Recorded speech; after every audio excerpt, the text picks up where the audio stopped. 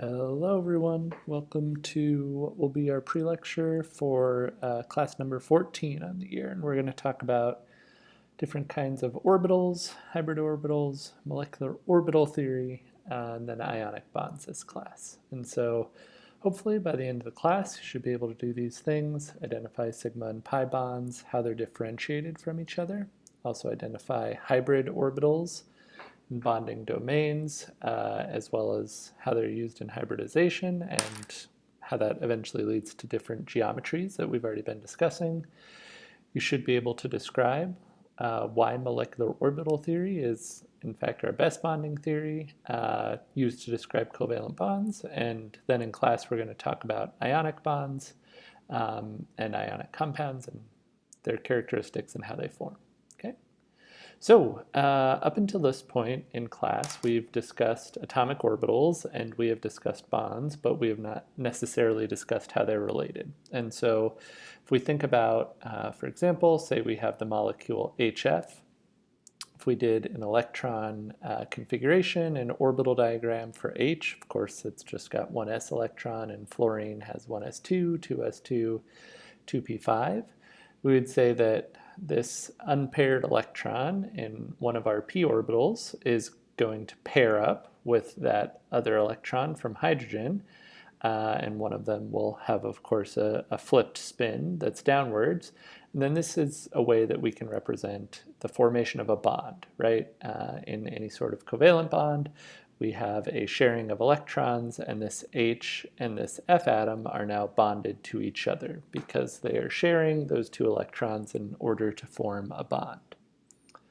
So that particular kind of bond, if we have a direct overlap between our nuclei, so for example these two orbitals here, when we have direct overlap we call that a sigma bond. I'll also use lowercase sigma. That's what this O with a hat right here is. It's a Greek letter, so that is sigma, and we describe that as sigma bonding. If we have an indirect overlap of orbitals, so for example, say this is a py orbital going vertically here, and those two electrons can actually form a bond as well, though it's through indirect overlap. We call that a pi bond. Okay, and of course that is what pi looks like as the Greek letter, and this is an example of a pi bond forming. Okay. And of course, if we think about what the Lewis structure for an example like O2 is, then we would have two bonds if we drew out the Lewis structure, and one of those bonds would be sigma, one would be pi, and then of course we would have other electrons that the oxygens would bring from their valence shell, and we would put those as lone pairs. Okay, so that's just an example of yet another way we can represent bonds and the different kinds. We also want to talk about orbital hybridization. And so in reality, a lot of the time we don't just have pure p orbitals reacting with other pure p orbitals, but we actually get mixing of our different types of orbitals in order to form hybrids.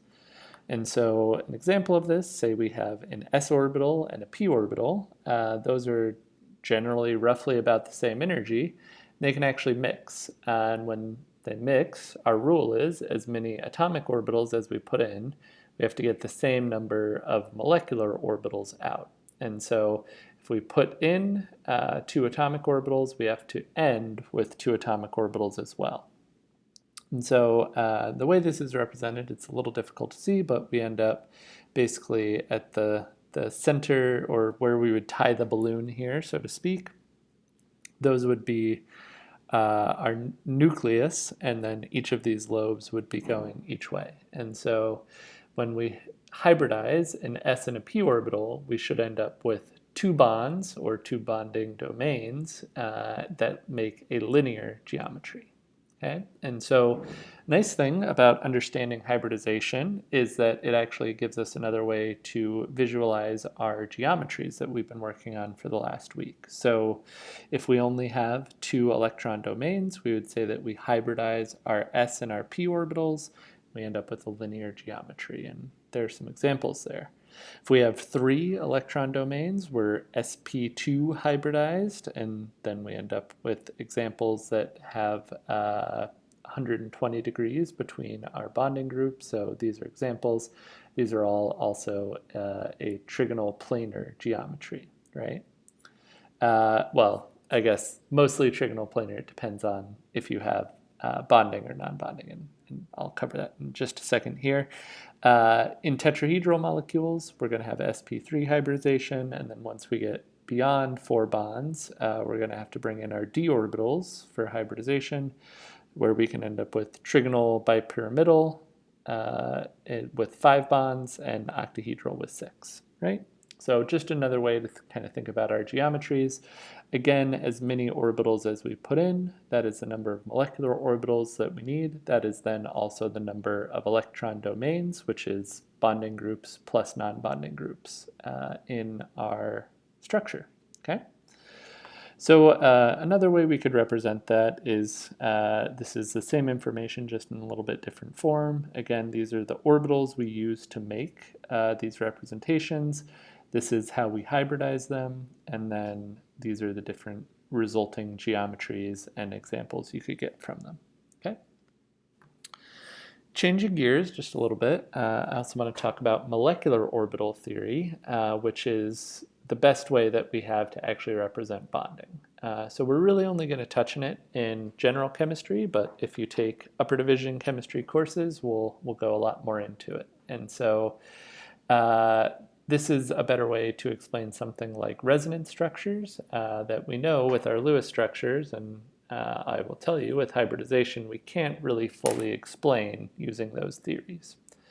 And so in molecular orbital theory, we describe bonds as a combination of atomic orbitals, and this is where we have to think of electrons as waves instead of particles. And so, we talked about that a couple weeks back, but when we represent electrons as waves, you get constructive interference for bonding interactions, and then you get destructive interference, meaning that our waves are essentially canceling out where we would have a bond here.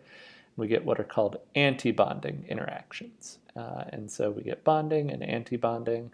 Same rule applies, that the number of atomic orbitals that you put in have to equal the number of molecular orbitals that you put out. Another thing I will say here is that our y-axis is implied on this graphic to be energy. So when we get a bonding interaction, that is going to be stabilizing. When we get antibonding interactions, that is going to be destabilizing, okay? And so we can do that for a number of types of orbitals, really any kind. For example, if we have p orbitals, again, you get some sort of bonding interaction, antibonding interaction, and this would be a sigma bond between p orbitals. We can also, of course, get pi bonds, and so if those orbitals are not directly overlapping, we would get a pi bond. But we still end up with bonding and anti-bonding orbitals, or lobes, we could say, okay?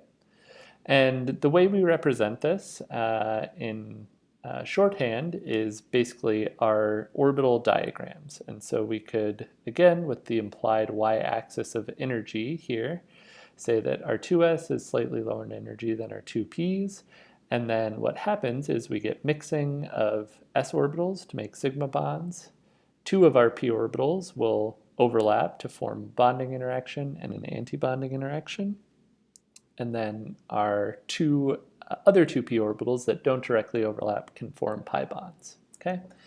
And so again, this is just to give you kind of a picture of more of the truth. We're not really going to go all that much more into molecular orbital theory in this class, but it does help us explain some really cool characteristics of more complex molecules, okay? So that's it for the pre-lecture video for today. Hope it was useful. If you do have any questions, please let me know. Otherwise, I hope you have a good day, and I will see you soon.